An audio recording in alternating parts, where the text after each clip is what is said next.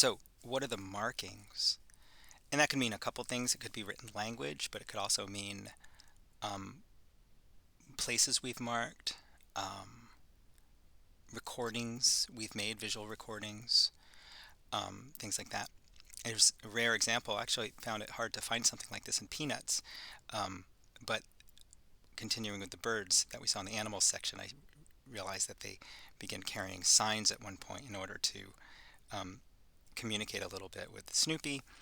And it's a rare instance of Charles Schulz sort of playing with the visual language, I think, of of words of English of markings.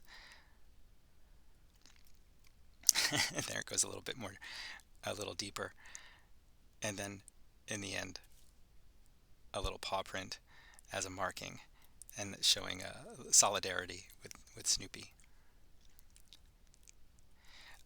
In Carol Tyler's You'll Never Know, or Soldier's Heart, we see instances of her father um, being photographed in front of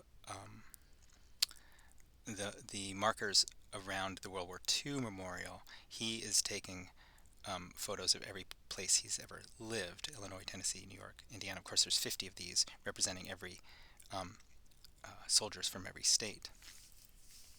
But this is the climax of the book is this ritualistic space which has been carved out of the land is marking it and marking the people who've been lost.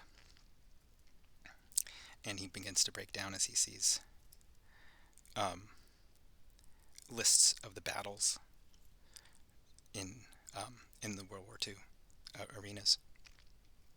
And in this self-published example from our student Amanda, she is talking about the time when she filled up a composition book with dirty words. She wrote sex on the cover of it, and then filled drawings, if you can see the drawings there, and words, things she'd learned from watching the wrong kind of videos. But then she, like, recorded it um, in this book, and it's just a really interesting, wonderful way of sort of documenting that experience.